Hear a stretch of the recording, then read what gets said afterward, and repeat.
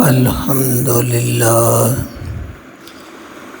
والسلام علی عبادہ الذین اصطفیٰ اعوذ باللہ من الشیطان الرجیم بسم اللہ الرحمن الرحیم۔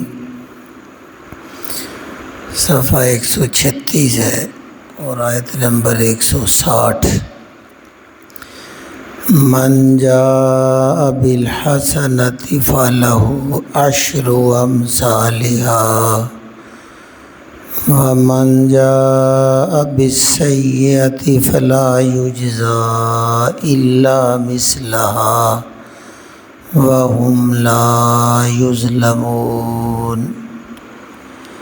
اللہ رب العزت بنی نوع انسان کے ساتھ اپنی محبت، اپنی کرم نوازی، اپنی رحمت کا ذکر کرتے ہیں۔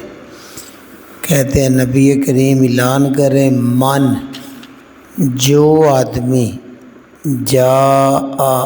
آیا بالحسناتی ساتھ نیکی کے، یعنی قیامت والے دن جو بندہ نیکی لے کر آئے گا، کوئی خیر بلائی لے کے آئے گا، فالہ پس اس کے لیے ہوگا عشر 10 امثالیہ اس جیسی اس کے لیے 10 نیکیاں ہوں گی۔ کتنا کرم ہے اللہ کا کہ بندہ ایک نیکی کرے تو اللہ کہتا ہے میں قیامت والے دن کم از کم 10 گنا ثواب اس کا ادا کروں گا۔ ویسے قرآن و حدیث میں یہ 700 گنا اور اس سے بھی بہت زیادہ جتنا اللہ چاہے بڑھا دے گا۔ وَمَنْ جَاءَ اور جو بندہ آیا بِالسَّیِّئَةِ ساتھ برائی کے، گناہ کے، جو ایک گناہ لے کے آئے گا، فَلَا يُجْزَى پس نہیں اسے بدلہ دیا جائے گا، اِلَّا سوائے مِثْلَهَا اسی کے برابر۔ ایک گناہ جو توبہ بھی نہیں کی کر سکا اور قیامت والے دن اس کی نیکیاں جو ہیں وہ گناہوں کے اوپر غالب بھی نہیں آئی، یعنی وزن نیکیوں کا زیادہ نہیں ہوا، اور اللہ اس کو جب سزا دینے کا فیصلہ کرے گا تو ایک برائی کا بدلہ اسی کے برابر ایک برائی ہوگی۔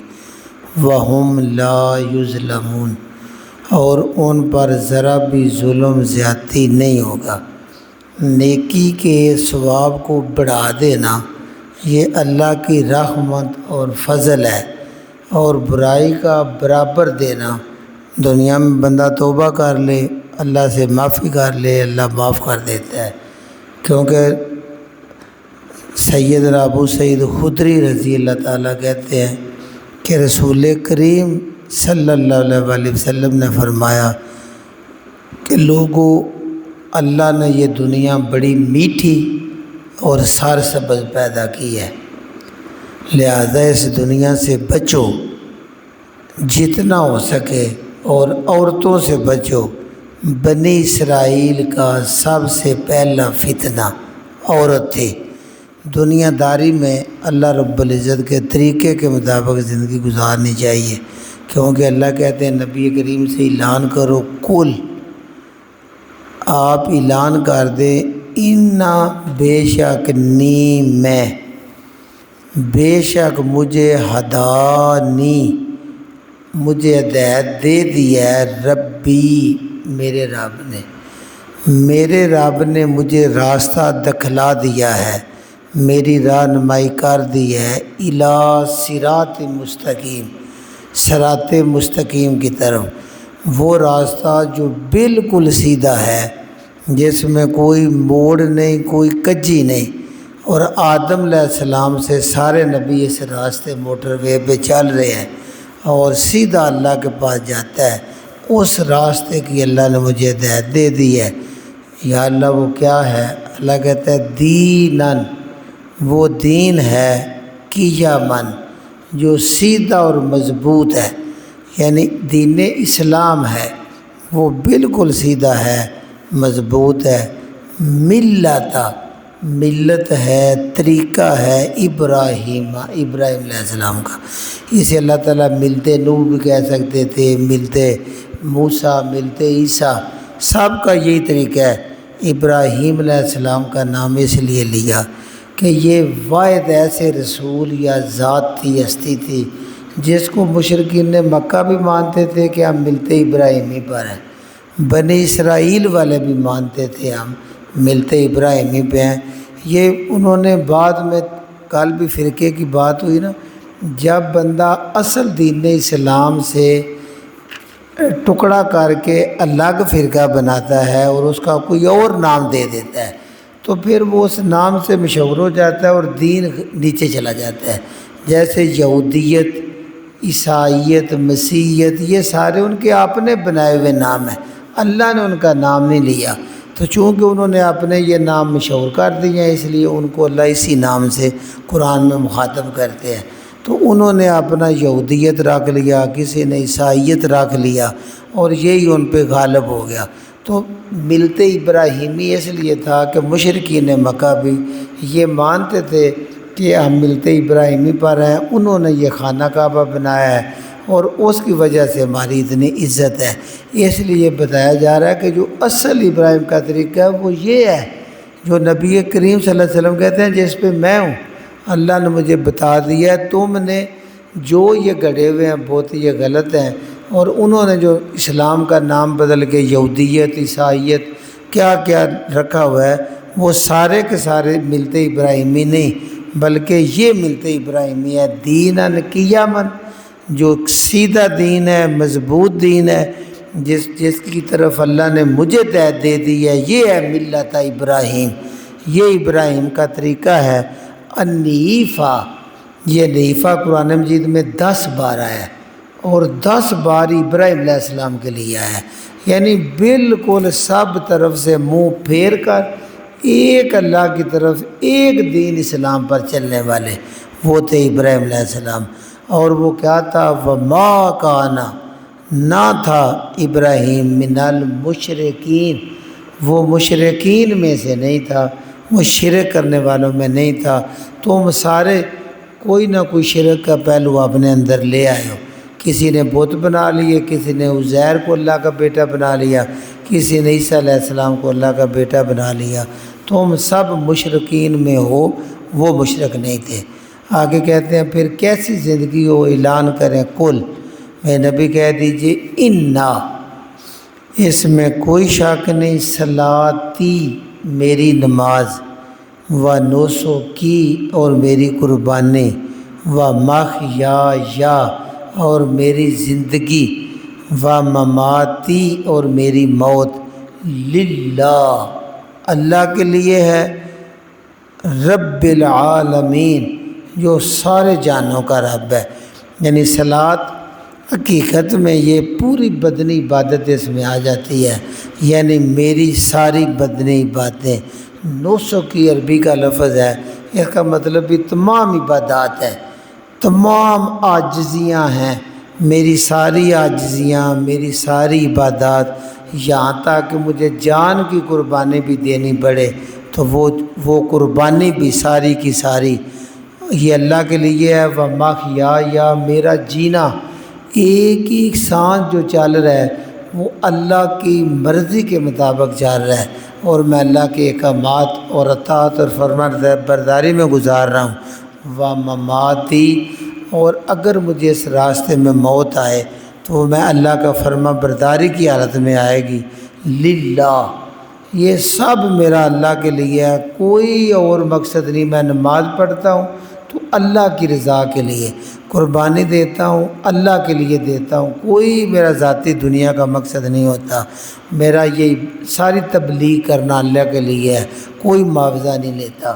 اور اگر مجھے موت بھی آ جائے تو اللہ کی راہ پہ آئے گی۔ وہ اللہ وہ ہے رب العالمین جو تمام جانوں کا پالنے والا ہے۔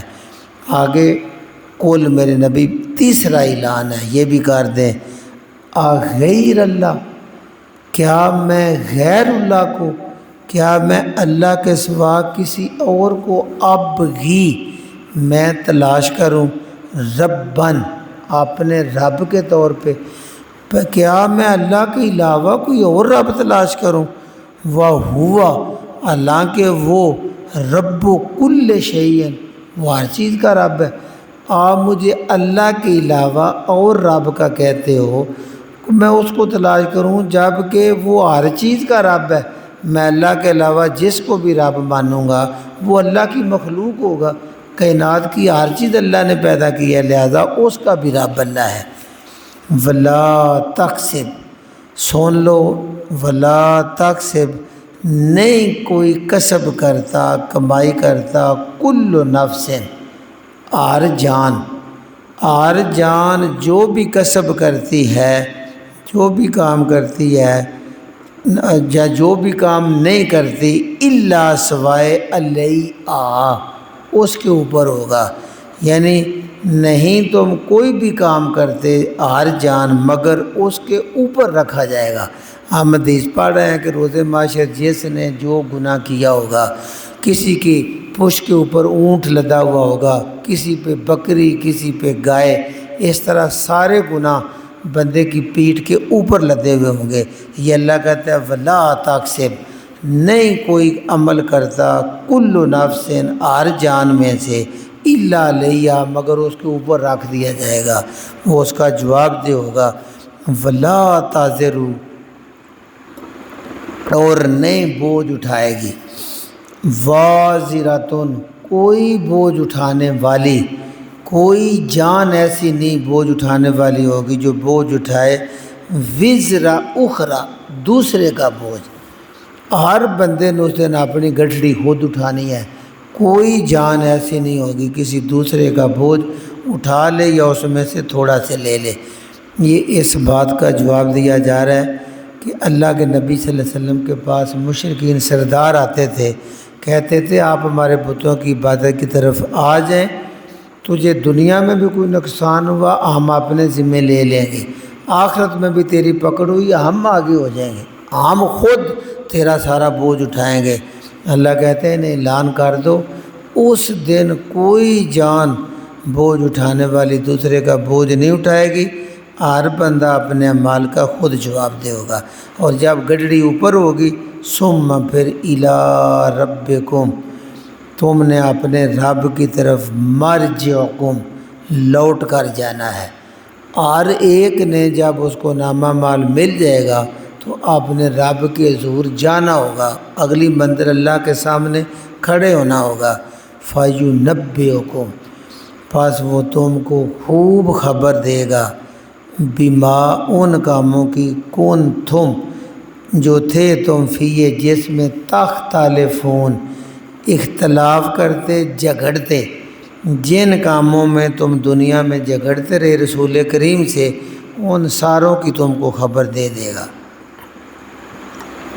آگے وَهُوَ وہی ذات ہے، وَهُوَ الَّذِي اللہ وہی ذات ہے جعل جس نے بنایا قوم تم کو خلائفہ، خلیفہ کی جمع ہے، جس نے تم سب کو خلیفہ بنا دیا، جانشین بنا دیا، الارض زمین کا، کائنات میں ہر آدمی جو ہے وہ زمین کے اوپر خلیفہ ہے۔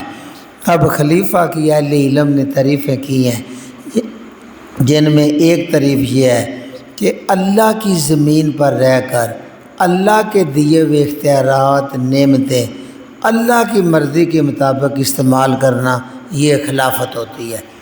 آدم علیہ السلام کو اللہ نے زمین میں خلیفہ بنایا، اور اس کے بعد دوسرا اس کا مطلب ہے ان کی پوری اولاد ان کی جان نشین بنتی جی۔ خلیفہ کا ایک مطلب ہوتا ہے با اختیار، اللہ نے اختیارات دے دیے، یعنی ہاتھ پاؤں ناک کان آنکھیں دے دی، نعمتیں دی اور کہا اس کو اپنی مرضی کا استعمال کرو، چاہے تو خیانتیں کرتے رہو، چوری کرتے رہو، چاہے تو نیکی کرتے رہو، اور تم اللہ کی زمین پر اللہ کے دیے ہوئے اختیارات استعمال کر رہے ہو، یہ جو کچھ تمہیں ملا ہوا ہے یہ امانت ہے، تم مالک نہیں ہو، اللہ کے آگے جواب دے ہو۔ اس طرح ہر انسان کو بنایا۔ اور دوسرا اس کا مطلب ہوتا ہے کہ آدم علیہ السلام آئے، یعنی ہمارے ابا جان آدم علیہ السلام، ہماری امی جان حوا علیہ السلام آئے، کدھر ہے؟ چلے گئے، ان کی اولاد ان کی جانشین بن گئی۔ اس طرح دنیا آتی جا رہی ہے، ٹرین کے ڈبوں کی طرح گزرتی جا رہی ہے، اور خود اپنے جانشین کو دودھ پلاتے ہیں، خود ان کو فروٹ کھلاتے ہیں، اور اس دنیا سے کوچ کر جاتے ہیں۔ ہمارے پیچھے وہ ہمارے جانشین بن جاتے ہیں، جیسے ہمارے پردادوں کے ہمارے دادے جانشین بنے، دادوں کے ہمارے والد، اسی طرح عام، اور اب ہمارے بعد ہماری اولاد۔ یہ جس گھروں میں ہم رہتے ہیں، ایمانداری سے بندہ سوچے یہ 100 سال پہلے کس کے تھے؟ ان کا کوئی اور مالک تھا، اور اب تم اس کے جانشین بن گئے اس جگہ کے۔ تم نے کوٹھی بنائی، تم رہو گے، تم چھوڑ کے چلے جاؤ گے، پتہ نہیں بعد میں کون اس کا جانشین بن جائے گا۔ تمہاری اولاد بنے گی، وہ کہیں اور چلی جائے گی، کسی اور کو دے جائے گی۔ اس لیے هو الذی، وہی ذات ہے، جعلکم، جس نے انسانوں کو اس طرح بنایا کہ خلائف الارض، زمین میں ایک دوسرے کے جانشین بنتے چلے جاتے ہیں، یہ آگے چلے جاتے ہیں اور دوسری پیچھے نسل آ جاتی ہے۔ ورفع، اور بلند کیا، بعدکم، تمہارے بعض کا، فوقا، اوپر، بعض کے، تم کو ایک دوسرے کے اوپر بلند کر دیا، درجات، درجوں میں، یعنی اللہ نے تم کو مختلف نعمتیں دے دی۔ کسی کو تو بڑی خوبصورتی دے دی، کسی کو بدصورتی، کسی کو دولت دے دی، کسی کو غربت دے دی، کسی کو طاقت، عزت اور اختیار دے دیا، اور کسی کو بالکل کمزور پیدا کر دیا۔ یہ اللہ نے انسانوں میں اونچ نیچ درجے خود رکھ دیے۔ کیوں رکھے؟ لِیَبْلُوَکُمْ، تاکہ تمہاری آزمائش کرے، فی میں، ما آتاکم، جو کچھ تم کو عطا کیا اس میں تمہاری آزمائش ہے۔ دولت مند سمجھ کہ دولت تجھے آزمائش کے لیے دی گیا، تو اس کا مالک نہیں ہے، اس لیے تو کتنا اللہ کا شکر ادا کرتا ہے، کتنا اللہ کی راہ میں خرچ کرتا ہے۔ اور فقر، غربت دی گئی ہے تو تیرے صبر کو آزمایا جا رہا ہے۔ طاقت دی ہے، دیکھے تو اس طاقت کا کتنا صحیح استعمال کرتا ہے، کتنا غلط استعمال کرتا ہے۔ گویا اگر عزت دیا ہے، اختیار دیا ہے، تو اللہ کے آگے تو اپنے اختیار کا جواب دے۔ اس لیے یہ ساری جو بندے کو نعمتیں ملی ہیں دنیا میں، ان سب کو اس لیے دیا گیا ہے، لِیَبْلُوَکُمْ فِی مَا آتَاکُمْ، جو کچھ تم کو عطا کیا اس میں تمہاری آزمائش کرے۔ اللہ کے بخاری شریف کی حدیث ہے، سیدنا ابو ہریرہ رضی اللہ تعالیٰ کہتے ہیں کہ رسول کریم نے فرمایا، بنی اسرائیل کے 3 آدمی تھے، ایک تھا کوڑی جس کو کوڑ پڑا ہوا تھا، ایک تھا گنجا، ایک تھا اندھا۔ اللہ رب العزت نے فرشتے کو بھیجا ان کے پاس انسانی شکل میں۔ وہ کوڑی کے پاس آیا اور کہا کہ تیری دنیا کی سب سے بڑی خواہش کیا ہے؟ تو کہتا ہے میری جلد ٹھیک ہو جائے، نرم و ملائم ہو جائے، رنگ سفید ہو جائے، ایسے کشش ہو جائے، اس کی وجہ سے لوگ میرے سے نفرت کرتے ہیں، میرے قریب بھی نہیں آتے۔ فرشتے نے ہاتھ پھیرا، انسانی شکل میں تھا، اس کا جسم ٹھیک ہو گیا، اور کہا تو کیا چاہتا ہے؟ اس نے کہا مجھے اونٹوں کا شوق ہے، اونٹ مل جائے۔ اس نے اس کو ایک عاملہ اونٹنی دے دی اور دعا کی اللہ اس کو برکت دے گا، اس کی برکت شروع ہو گئی۔ پھر وہ گیا گنجے کے پاس، تیری کیا خواہش ہے؟ اس نے کہا میرے سر کے بال ایسے ہو جائیں خوب گھنے پیارے، اس کی وجہ سے لوگ مجھ سے دور بھاگتے ہیں۔ اس نے ہاتھ پھیرا، بال ٹھیک ہو گئے۔ اس کی خواہش پوچھی، اس نے کہا گائے، اس کو عاملہ گائے دی اور برکت کی دعا کی۔ پھر اندھے کے پاس گیا، کہا تیری دنیا کی خواہش؟ اس نے کہا کاش مجھے نظر مل جائے، میں اپنی ماں کو، باپ کو، بچوں کو، دوستوں کو دیکھ سکوں۔ اس نے اس کی آنکھوں پہ ہاتھ پھیرا، اس کی آنکھ ٹھیک ہو گئی، اور اس کی خواہش پوچھی، اس نے بکریوں کی خواہش کی، اس کو عاملہ بکری کی دعا دی۔ اب ان تینوں کے مالوں میں اتنی برکت ہوئی کہ اونٹ والا بھی اس کی وادیاں بھر گئیں، گائے والوں کی بھی وادیاں بھر گئیں، بکری والوں کے بھی۔ اب اللہ نے اسی فرشتے کو اسی شکل میں دوبارہ آزمائش کے لیے بھیجا، تو وہ سب سے پہلے کوڑی کے پاس آیا اور کہا دیکھو میں مسافر ہوں، زیادہ راہ ختم ہو گیا ہے، اللہ نے تجھ کو کوڑی سے ٹھیک کر کے یہ اشارہ بھی دیا، اتنا مال و دولت دیا، اس اللہ کے نام پہ میں تو سے ایک اونٹ مانگتا ہوں، سواری کے لیے دے دے۔ اس نے کہا تم کمال کرتے ہو، یہ مجھے باپ دادا سے ملا ہوا ہے، ہم جدی پشتی جو ہے نا یہ اونٹوں کے مالک چلے آ رہے ہیں، تو وہ یہ بات بھول گیا، تو اس نے کہا اگر تو جھوٹ بول رہا ہے اللہ پہلی عرص میں لے جائے، اس کے سب اٹھ جاتے رہے۔ ایسے ہی گنجے کے پاس آیا، اس نے بھی یہی کہا، لیکن جب بندے کے پاس آیا تو یہ اشارہ دیا تو اس نے کہا مجھے میرے مالک نے وہ نعمت دی ہے آنکھوں جیسی میں دیکھتا ہوں، یہ سارا اللہ کا فضل ہے، تو جتنی بکریاں چاہتا ہے اس اللہ کے نام پہ سوال کیا لے جا۔ تو اس نے کہا یہ اللہ نے آزمائش کے لیے مجھے بھیجا تھا، وہ کامیاب ہو گیا، لہٰذا یہ ساری چیزیں اللہ کی عطا کی ہوئی ہیں اور یہ بندے کی آزمائش ہیں۔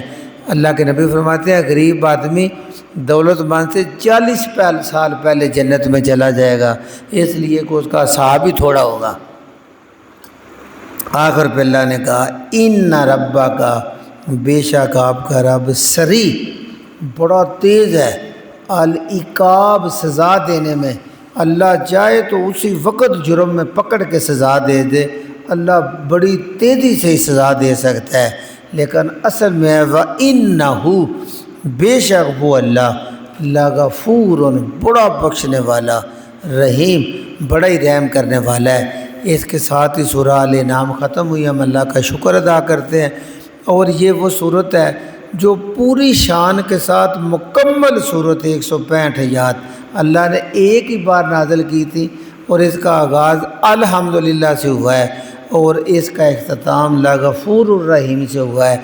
بندے کو یہی زندگی میں لانا چاہیے، ہر کام میں الحمدللہ سے شروع کرے، اللہ کا شکر ادا کرے، اور جب دن گزر جائے یا رات تو اللہ سے ضرور اپنے کیے کی معافی مانگے، اللہ کو غفور الرحیم پائے گا۔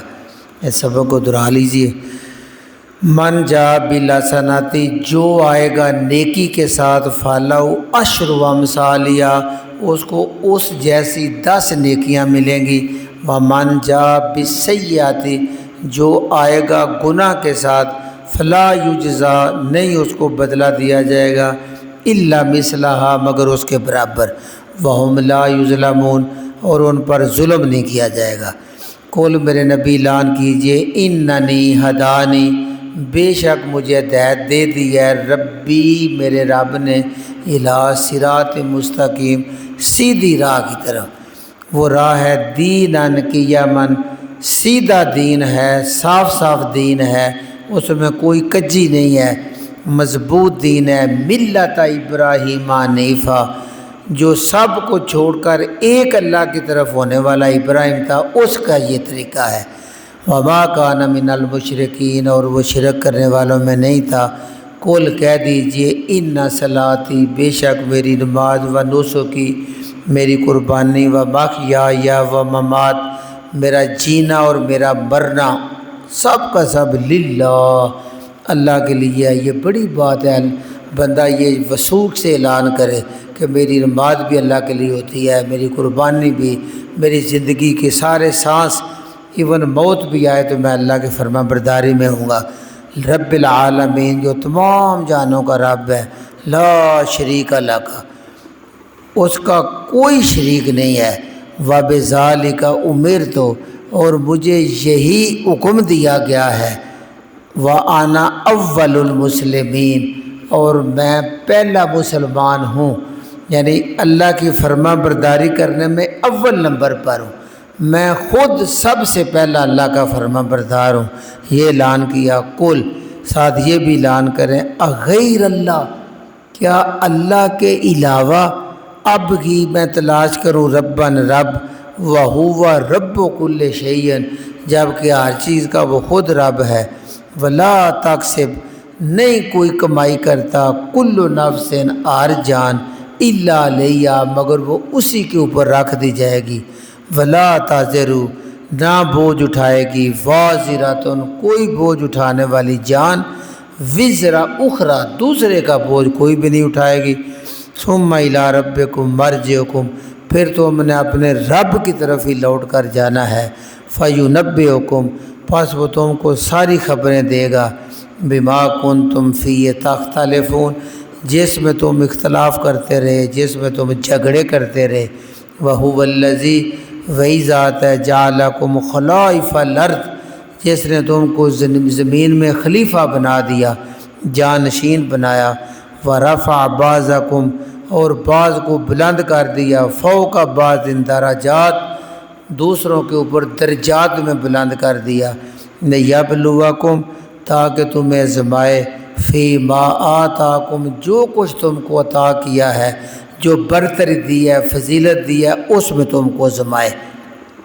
ان ربک بے شک تیرا رب سریع العقاب سزا دینے میں بڑا تیز ہے، وَإِنَّهُ بے شک وہ لغفور الرحیم بہت ہی بخشنے والا رحم کرنے والا ہے۔ سبحان ربک رب العزت عما یصفون وسلام علی المرسلین والحمد للہ رب العالمین۔